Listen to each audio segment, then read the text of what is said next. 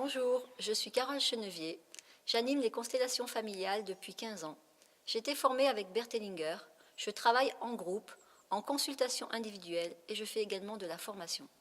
Je vous invite ici, dans mon lieu de travail à Dionnet.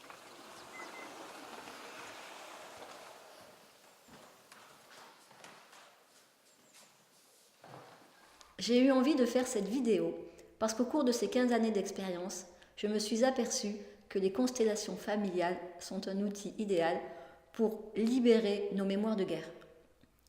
Nous baignons tous dans le champ énergétique des guerres. En fait, les guerres ne se sont pas terminées avec l'armistice. Elles continuent à œuvrer en nous, génération après génération. Mais c'est peu connu, en fait, comment nous vivons dans ce champ énergétique du traumatisme collectif des guerres. Les guerres, c'est un traumatisme collectif, c'est-à-dire que toutes les personnes ayant vécu ont été touchées, de près ou de loin. Elles ont vécu la peur, la terreur, la faim, l'exode, se cacher, les bombardements, les viols, tout ça. Et ça a besoin d'être honoré, transformé. Et avec les constellations, c'est possible. Alors, de quelle façon ces mémoires de guerre sont toujours actives en nous?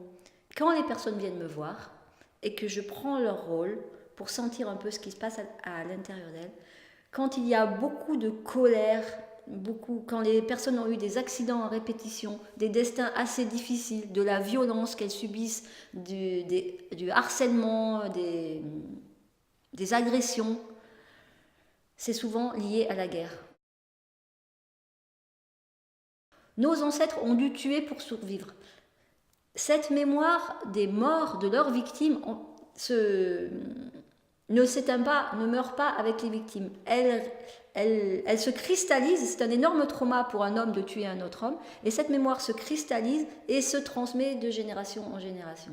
Et ça fait que, en fait, les descendants des soldats sont identifiés aux victimes. Donc c'est comme si les descendants sont les victimes de leurs parents. C'est ce que j'ai pu vraiment constater. Elle a une couleur très particulière, la mémoire de guerre. Elle est très agressive, elle est très... On surveille comme ça, les personnes surveillent partout, parce que la mémoire de l'agresseur est partout, la mémoire de l'agresseur est toujours vivante. Donc les yeux sont très actifs quand il y a une mémoire de guerre. Il y a beaucoup de tension, il y a beaucoup de colère, il y a beaucoup d'impuissance, et ça va pas, quoi, ça va pas. Donc je sens ça et je la repère immédiatement, je la repère. En fait, c'est comme si l'ennemi est toujours là. Les mémoires de guerre, c'est comme si l'ennemi est toujours là. Et donc, souvent, je m'aperçois que les personnes surveillent encore. Les descendants surveillent encore, parce qu'il y a toujours, le risque est toujours là. L'empreinte du risque est toujours là. Et je travaille aussi beaucoup les bombardements. Les bombardements sont des choses terribles, terribles. Et on le sent beaucoup dans la tête. Quand il y a des mémoires de bombardement, maintenant je les reconnais. C'est une énorme pression dans la tête. Et j'ai travaillé une fois avec une femme qui avait des maux de tête qui sont apparus soudainement. Des maux de tête épouvantables. Elle ne pouvait plus rien faire. Elle avait vu tous les médecins, plus rien. Je prends son rôle et je sens, elle habitait dans l'Ardèche, je sens les mémoires de bombardement. Je lui dis, mais qu'est-ce qu'il y a avec la guerre chez vous? Elle me dit, mes ancêtres sont normands et ils ont vécu les bombardements et ma mère et ma grand-mère se cachaient dans les trous des bombes parce que là où la bombe est tombée, elle ne retombera pas. Et on a travaillé ça et tous ces maux de tête sont partis immédiatement. Un état de non-vie, je dirais. Un état de non-vie, un état de stress intérieur énorme, de non-réalisation, de figement, de ratatinement. La vie se ratatine, on ne peut pas vivre. Nos ancêtres n'ont pas pu vivre, nous ne pouvons pas vivre. La guerre d'Espagne est une guerre terrible. Et ici en France, nous avons beaucoup de descendants de réfugiés espagnols. C'est une guerre terrible parce que c'est une guerre civile. C'est-à-dire que les familles, entre elles, se sont entre-déchirées. Et ça, évidemment, les gens ont dû fuir, il y a eu des massacres.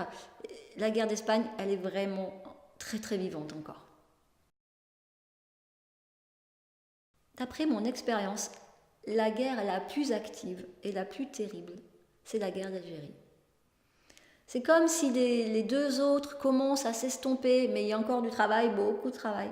Mais la guerre d'Algérie, elle est terrible. Et c'est elle qui est la plus active et la plus pointue, je dirais, la plus violemment active. Pourquoi? Alors je ne sais pas si c'est parce que c'est la plus récente ou si c'est parce qu'il y a quelque chose qui n'est pas reconnu par l'État français de tout ce qui a été fait là-bas.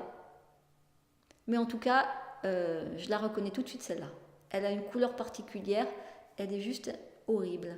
Et on la voit chez des très jeunes enfants qui la portent encore et qui sont complètement perturbés. Et ça vient de là. Et on travaille et pouf, ça se libère. Je suis allée en Israël à un congrès sur les traumatismes collectifs. Et il y a eu un témoignage très émouvant d'un ancien soldat américain qui disait que le viol était suggéré comme arme de guerre aux soldats. Comment est-ce qu'il était suggéré? Par les supérieurs. Mais de quelle façon? En les incitant à violer les femmes, clairement. Ouais. Lui ne l'avait jamais fait, mais c'était une arme, c'est une arme. Et je suppose que c'est une arme depuis des millénaires et des millénaires. Et donc après, on a des incestes, on a des viols, et ça continue. Les soldats ont été sacrifiés. Leurs descendants sont sacrifiés. Et ça fait des générations et des générations de personnes sacrifiées. La guerre amène au sacrifice. L'enfant vient au monde et l'enfant, par amour, va porter les traumatismes de son père ou de sa mère. Donc si les parents ont été traumatisés par la guerre, si le père a dû tuer pour survivre, pour sauver sa peau, et que c'est un énorme stress interne, si le père a manqué d'être fusillé, c'est énorme, ça reste. Et l'enfant vient au monde, il dit « Ah, tu ne peux pas résoudre ça, chers parents, moi je vais le prendre, je vais le porter, je vais porter ta souffrance avec toi. » Et l'enfant porte cette souffrance. Et il ne vit pas vraiment sa vie, il est là, tendu pour ses parents, pour essayer de résoudre quelque chose. Les personnes qui viennent me voir disent « Ah oui, mais il n'en parlait jamais. Ah oui, mon grand-père a fait la guerre, ah mais il n'en parlait jamais. » Et là, vous pouvez être sûr que quand ils disent « il n'en parlait jamais », c'est que le traumatisme, il est là. Sinon, on en parle. Et là, quand on vous dit « il n'en parlait jamais », vous pouvez y aller, il y a quelque chose à faire. Il y a vraiment quelque chose à faire. Les personnes étaient tellement horrifiées, traumatisées, qu'elles étaient cloîtrées ou qu'elles sont cloîtrées dans un espèce de silence. Et elles restent avec cette atrocité, comme ça ne peut pas sortir. L'enfant de la génération suivante dit « Ah, ok, je vais prendre ta souffrance », puisque l'enfant par amour vient porter les souffrances de ses parents. Donc l'enfant par amour a dit « Ah, cher papa, tu ne peux pas faire sortir, bon, moi je vais les porter pour toi. » Et puis ça ne sort pas, alors le petit enfant dit « Ah ben moi je vais le faire aussi. » Et c'est comme ça que ça se perpétue, jusqu'à ce que on trouve une manière pour le rendre à l'univers. Et alors la vie revient. La vie revient.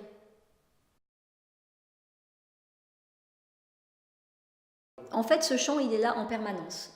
Nous marchons dans la rue avec ce chant. Ce chant est là en permanence. Alors, il y a des lieux qui en sont plus porteurs. Moi, j'habite en face du Vercors, donc je suis aux premières loges. Puisqu'ici, dans le Vercors, il y a eu la résistance, les massacres, ça a été les villages entiers rasés. Donc, tout le Vercors, déjà, est imprégné des mémoires de guerre. Mais au-delà de ça, toute la France est imprégnée. Ce chant est toujours là. Il est là maintenant, ces chants sont toujours là. Et d'une manière très simple, on peut y accéder d'une manière très simple, juste en ouvrant quelque chose dans notre corps, en le laissant venir. Moi, je ne fais rien d'autre que de laisser venir. Et puis ça vient dans mon corps et je le reconnais parce que j'ai l'expérience maintenant. Je le reconnais parfaitement quand c'est la guerre. Très vite. Et c'est souvent la guerre, pas toujours, mais très souvent. Honorer ce qui s'est passé, rendre hommage, honorer les victimes, honorer notre arrière-grand-père qui a dû tuer, honorer ça. C'est comme ça qu'on fait. Et en honorant, en fait, on libère la mémoire. La mémoire se délie et elle retourne à l'univers. Et quand on travaille en groupe, c'est énorme, quoi. Il y a une espèce de libération et on sent le champ d'énergie dans la salle qui change. Au début, quand la guerre arrive dans la salle, c'est comme si énergétiquement tout ça s'obscurcit, ça devient tout dense, serré, on a mal au ventre, on est là, ça va pas du tout. Et au fur et à mesure qu'on travaille, ça circule. C'est comme si ça s'éclaire et on sent l'amour. À la fin, on sent l'amour. Et on sent toujours l'amour entre les bourreaux et les victimes. Toujours, toujours, toujours. Alors, on le fait d'une manière très simple, en mettant une bougie. On met des bougies, on offre des bougies aux soldats morts, on s'incline. Vraiment, on le fait avec le cœur. C'est quelque chose... Oui, parce que la guerre, qu'est-ce que c'est? La guerre, c'est de l'amour inversé. Hein, et donc là, on remet de l'amour dans le système. Et c'est très beau. On le voit beaucoup en groupe, dans les constellations de groupe, où à la fin, les victimes et leurs bourreaux, entre guillemets, sont toujours ensemble. Et il y a beaucoup d'amour qui émerge. Et cet amour qui revient dans le système familial, il vient jusqu'à nous et nous pouvons en bénéficier, va jusqu'à nos enfants, jusqu'à nos descendants. Et ça, c'est un très beau travail. Et c'est pour ça que je fais ça. Et c'est pour ça que je fais cette vidéo, pour que ça se sache. Voilà ce que j'avais à vous dire aujourd'hui. C'est un sujet qui me tient vraiment à cœur, parce que je sais qu'il est bien au-delà de nous. Il va chez nos enfants, il va au-delà de nous, dans nos communautés, dans notre société. Voilà. Donc c'est pour ça que j'ai fait cette vidéo et je vous remercie de l'avoir regardée jusqu'au bout.